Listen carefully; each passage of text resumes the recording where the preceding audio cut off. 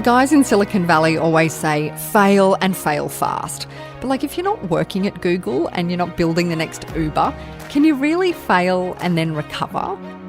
As you know, Curveball's the podcast where leaders tell you how they've dealt with some challenging stuff. And so you better believe that these people have some pretty impressive failure resumes.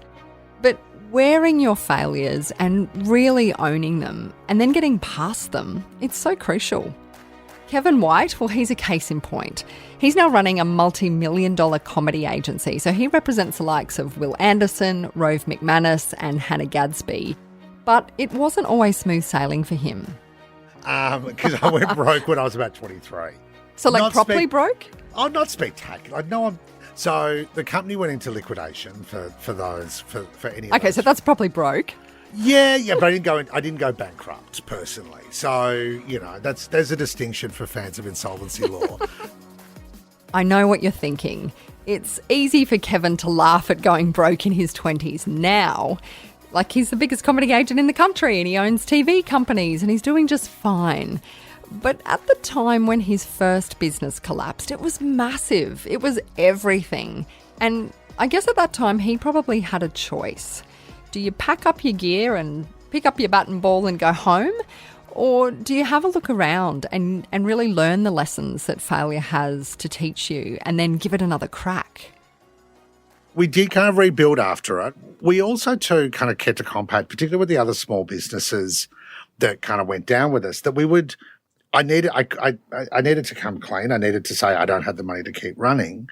But we also didn't hide away from the businesses that had been involved with us when we went bust.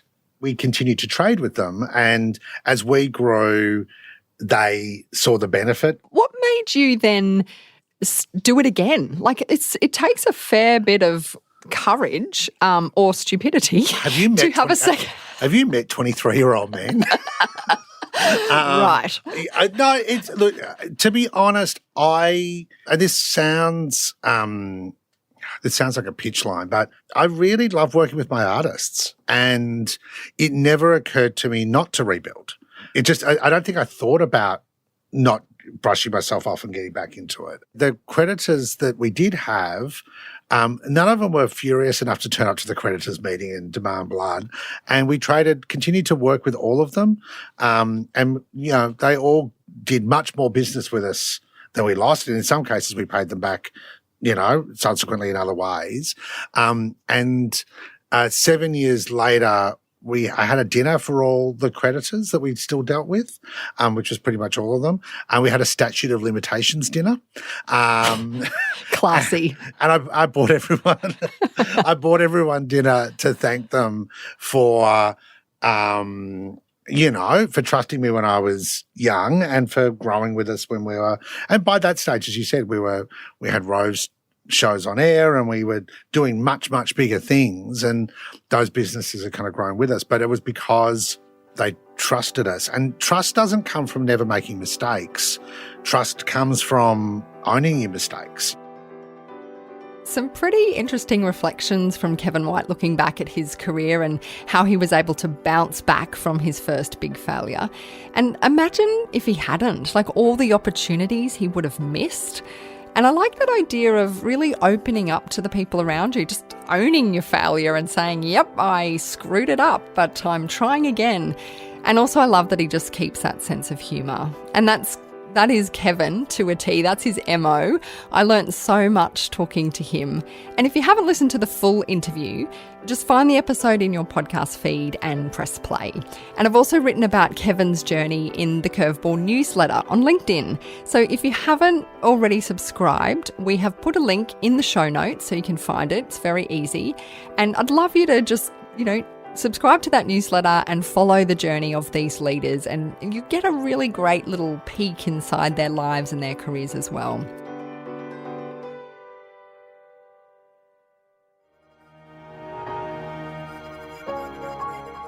Now, since we're talking about how to use failure as a good thing, we have to include entrepreneur Michael Fox.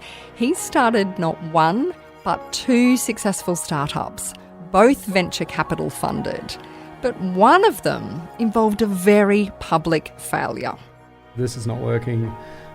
We don't have that much money left in the bank. We've probably got about 6 months runway at the rate that we're burning the cash. What the hell are we going to do? So $35 million worth of investment. What's the phone call to the VC mob like? Yeah, it's not a fun one, not one that I was looking forward to. The good thing along the way is we'd been communicating with our investors along the way. They'd been on the journey with this strategy of going after the mass market segment, but picking up the phone to call Blackbird Ventures and Mike Cannon-Brooks and some of our other investors and sort of say to them, yeah, hey, we're really sorry. Yeah, this whole strategy that we've gone after, it's just not working and we can't see a way to pivot out of it. You know, it looks like we're going to have to either try and sell the assets of the business or close the business down. Yeah, that's not a enjoyable phone call to have to make because that's a lot of money. Those phone calls take guts, right?